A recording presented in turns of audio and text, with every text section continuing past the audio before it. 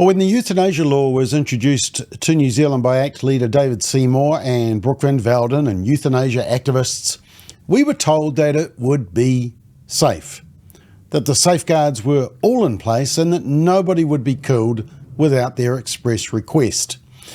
We now know that this was a big fat lie. But what's even worse is that both the Ministry of Health in New Zealand and most of the mainstream media are keen to bury the story. Pardon the pun. But you need to know about it.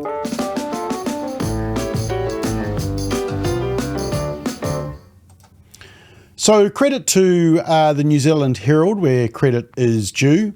And in a New Zealand Herald report last Wednesday, Dr. Jane Greville, who's a palliative care specialist, and Dr. Dana Wensley, an ethicist, shared deeply worrying issues of how the Euthanasia Review Committee is operating. Now, they were both inaugural members of the committee, but having raised concerns during their tenure, they found their roles unrenewed by the Ministry of Health and the minister responsible. Who is that? Oh, it's David Seymour, the architect of the End of Life Choice Act, the euthanasia law. And two whistleblowers from the End of Life Review Committee have talked about potentially wrong deaths, incomplete or conflicting reports that don't even include a patient's diagnosis, and a Ministry of Health unprepared to provide information. Now, this should have been all over the media last week. It wasn't. And that tells you everything. Now, before I give you a quick overview of the article, you may be asking, well, what is the End of Life Review Committee? Well, according to the Ministry of Health website, the Minister of Health appoints the committee for a period of 2 years.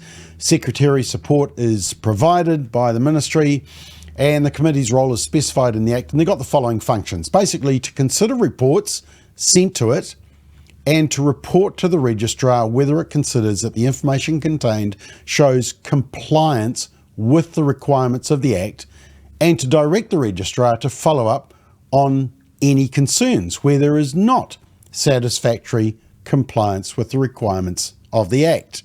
That's pretty clear, isn't it?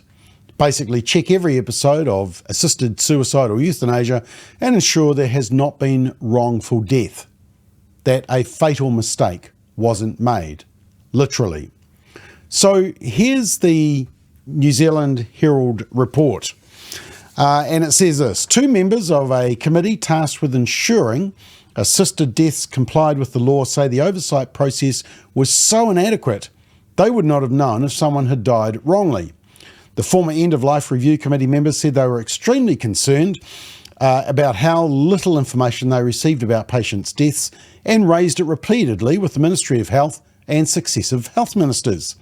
When they complained about receiving assisted death reports with blank sections, they were told by the ministry to assume nothing was wrong, a response which led one of the members to step down from the role. Another member described it as a tick box exercise. In response, the ministry says there are multiple safeguards built into the law, though it will examine the scope of the committee in a review which is now underway. Note, former End of Life Review Committee members extremely concerned. When they complained, they were told by the ministry to assume nothing was wrong.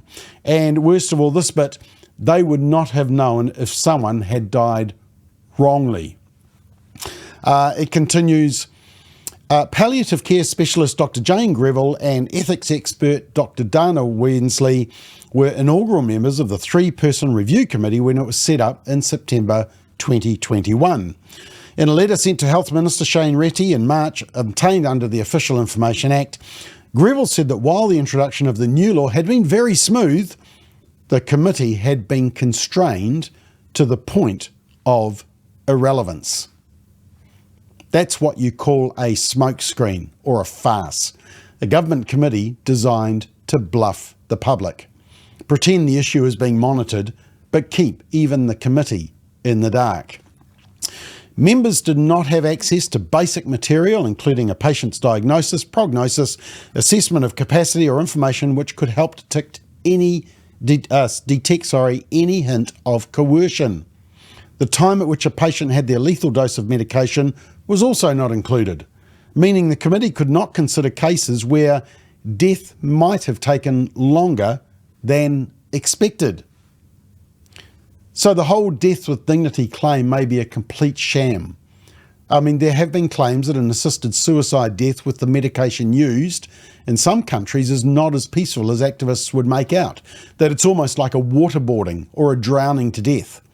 And I'll put a link so that you can watch that interview involving Dr. Jordan Peterson. The article continues, in the absence of detailed information, Greville had instead sourced information informally from the doctors involved. Now, Greville is a palliative care specialist. That information often conflicted with the assisted dying reports and gave no reassurance that the law had been followed. Conflicting information from what the doctor said to what the report said. But look, here's the really disturbing bit that should make us all shudder, although to be honest, after dealing with the Ministry of Health over the transgender issue and puberty blockers for children and the championing of abortion by the ministry, nothing surprises me from them anymore.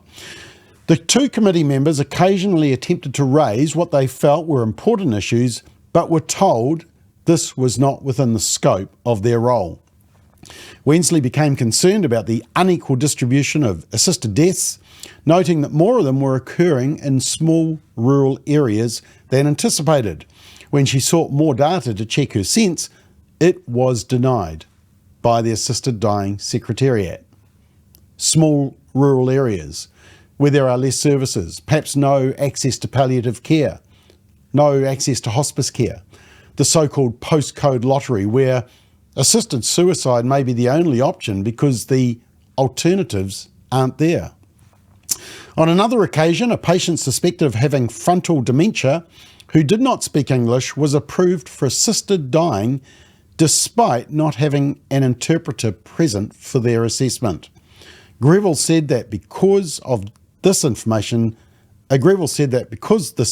did not fall within the scope of the committee. I mean, that is shocking. So you have an absence of mental competence and even consent. Now, this was actually an issue that my colleague Nick Tuatasi used to raise when we were doing the nationwide roadshow before the referendums in 2020. Maybe you attended one. He would tell the story of elderly Pacifica people whose English was limited. It was not their first language. They'd come to New Zealand. And when the doctor would explain things to them, they would politely nod their head and smile and say, yes, yes. But as soon as the doctor left, they would turn to their children or support crew and they would say, what did the man say? You see, to not have an interpreter present it's actually criminal. Perhaps this is the case that is currently before the police that we are aware of. Continues, these are decisions of life and death, Greville said in her letter to the Minister of Health, Shane Reti. As always in healthcare, mistakes are made and sometimes decisions and judgments turn out to be incorrect.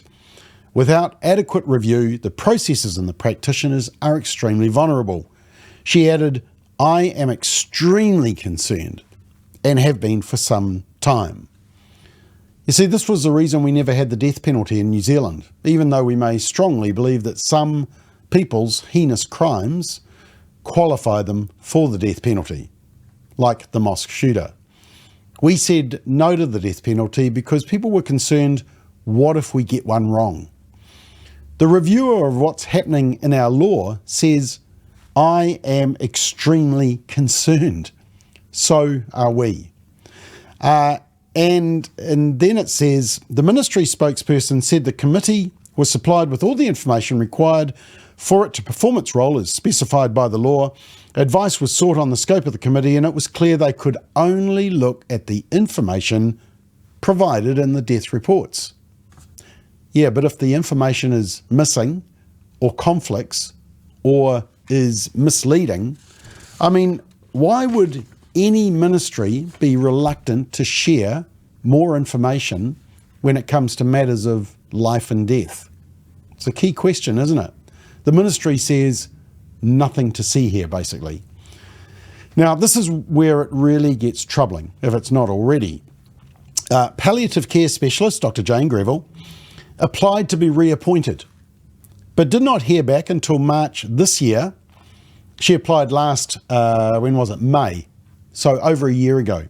did not hear until March this year, so 10 months, when she was told by Associate Health Minister David Seymour that she would not have her term extended. She told the Herald, "I thought my reappointment would have been unlikely given my concerns." In a statement, Seymour said that appointments to the committee were based on ministry recommendations. He said he appreciated Greville's service and had thanked her for her contribution. Yeah, blah, blah. Yes, the euthanasia activist, sponsor of the bill, lead campaigner for the referendum, Associate Health Minister overseeing the review committee, and overseer of the review of the law is all one person, David Seymour. If you think the oversight of this law, which results in people being killed, is independent and thorough, I have a bridge to sell you. So it's thank you, palliative care specialist Dr. Jane Greville. You're asking too many questions. We don't want you anymore if you're going to use your brain and your heart.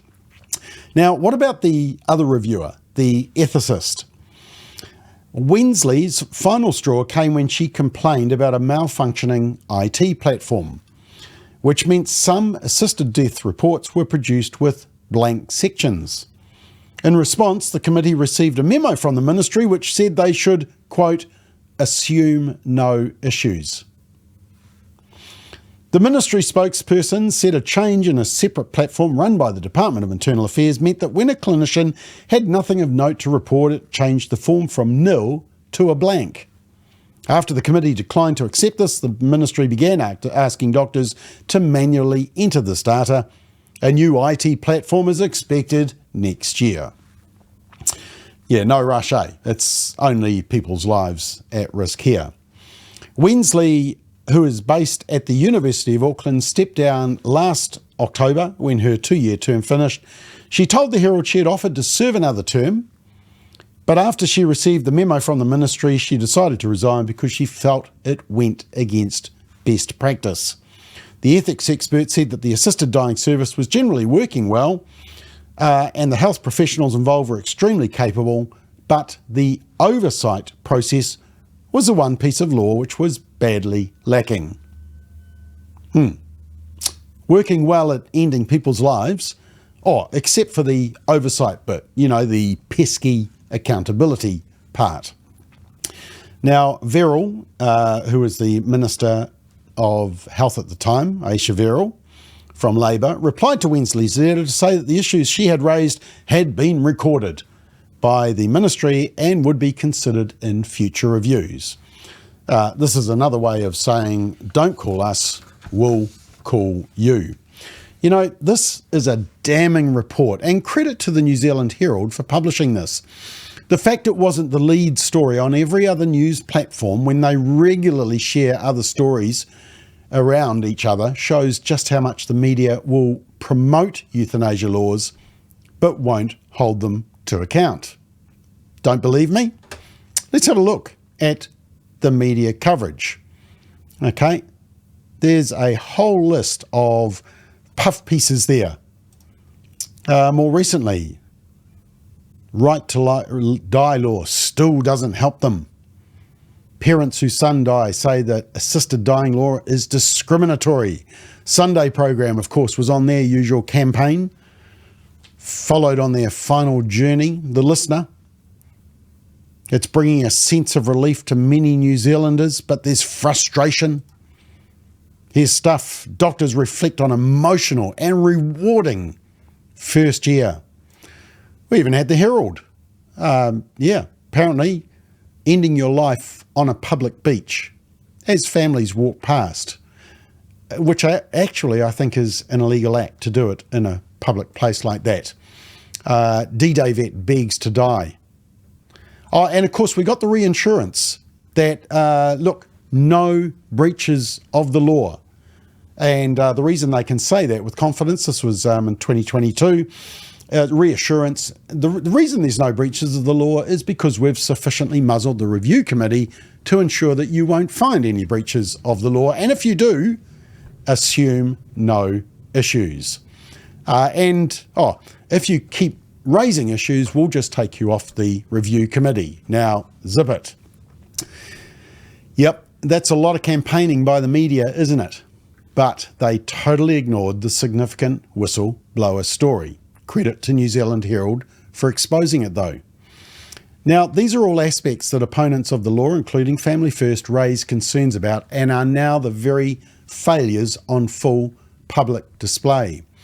And remember the other report last month about euthanasia that was also buried by the ministry and the media, the latest review of euthanasia, which was quietly released on their website by the Ministry of Health, and we just happened to pick it up. Now, apart from inconsistencies in the figures, yep, the ministry can't even seem to get their numbers correct. The other disturbing aspects were that 1 in 4 applicants weren't receiving palliative care, and just 1% of applicants had a psychiatric assessment to check for both competence and competence to make the decision and for any presence of coercion. That's 99% who were just waved through, despite the significant stress and grief that people are often under when faced with a terminal illness. We're just shuffling them through. Now, Associate Minister of Health David Seymour, who is overseeing the review of the law that he championed and introduced, recently said this on Radio New Zealand. The statutory review is being done by the Ministry of Health right now. I believe, without preempting what it will say, that it will give a lot of weight to making change. I mean, it's deeply disturbing that a minister would campaign and potentially unduly influence an independent review with this type of commentary. And actually, in further developments, another ACT MP, Todd Stevenson, has introduced a private members bill to extend eligibility for euthanasia services, wants to remove the terminally ill person having to have a 6-month prognosis. This is just the beginning of the widening the net of euthanasia, as we've seen in countries with similar euthanasia laws. And the ACT MP has even introduced this while the law is being reviewed. Can't even wait. And just recently, one of the key supporters of the euthanasia law, David Farrer, who owns the Courier Market Research Company, which we use, he admitted this. The cost of an assisted death to the taxpayer is just over $1,000. So a total cost of, say, $500,000 a year, compared to the cost of palliative care of $186 million a year. You could even argue that euthanasia reduces the cost of palliative care. Wow.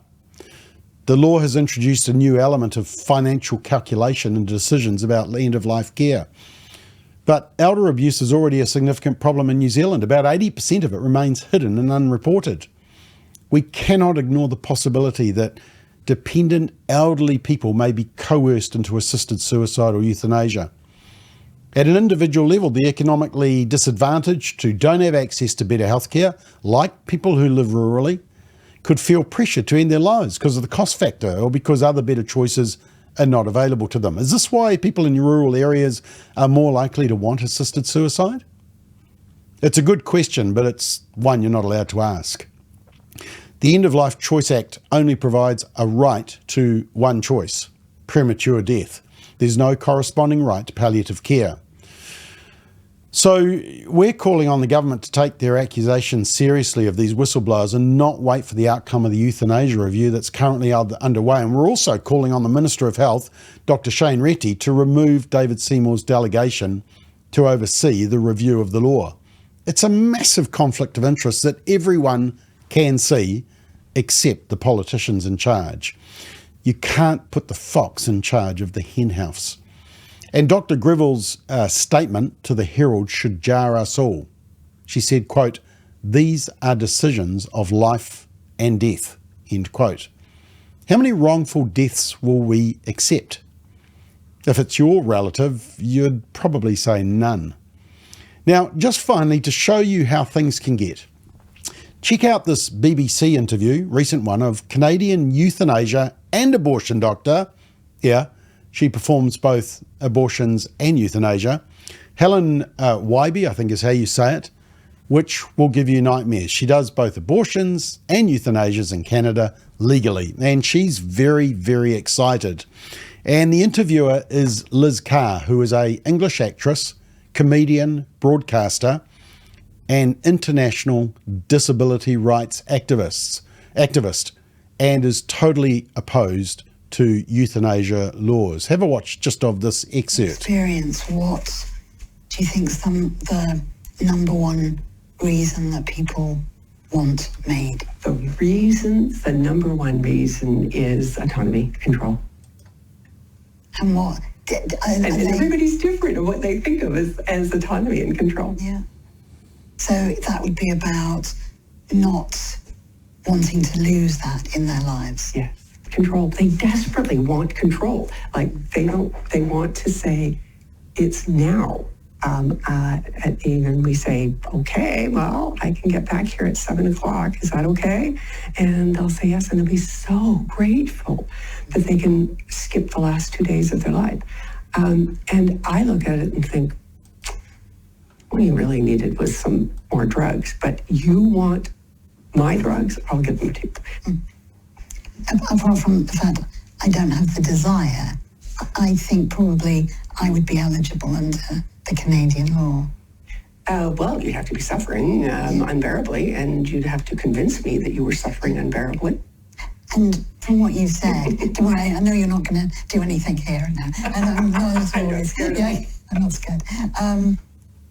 But I guess what I'm saying is there could be somebody next to me with exactly the same condition. Yes. Who doesn't want to go on anymore. I've certainly met people who are no more disabled than I am, saying that life is not acceptable in this state. And I would say, you and I are different, but not different in the sense of wanting to have some control. Mm-hmm. So, Liz, right now you love life and you want to live, but there's lots of nasty illnesses you might get. Yeah. And if you got terminal cancer and you were having to deal with chemotherapy and radiation, wouldn't you be thrilled that if you had the choice to say, I'll go this far and no further? For me, I'm concerned that giving the option and the right to a group of people puts another group of people at risk. But I don't feel that you see that as a worry. What you're saying is to protect what you consider vulnerable people. You are condemning others to unbearable suffering. Unbearable suffering. And I am so glad that I'm a Canadian and that we have this law so that people can choose that or not choose that. But to say that somebody has to suffer like that is simply cruel. Do you love your job? I love my job. You know, I always loved being a doctor, but, and I delivered over 1,000 babies, and I took care of, families. But this is the very best work I've ever done in the last 7 years. And people ask me why, and I think, well, doctors like grateful patients. And nobody is more grateful than my patients now and their families. Yeah, she says unbearable suffering a lot, unbearable suffering, and yet you probably heard her admit that it's actually the loss of autonomy which is the main driver, not the unbearable suffering. And you'll note there's no mention of the unbearable suffering of the unborn child, which is ripped from the mother's womb by her in her role as an abortion doctor. That interview really summed it all up. We're dealing with a culture of death. The enemy comes to steal, kill, and destroy. And sadly, the state is an instrument of that destruction. We must be the voice that opposes it and stands for the sacredness of all life.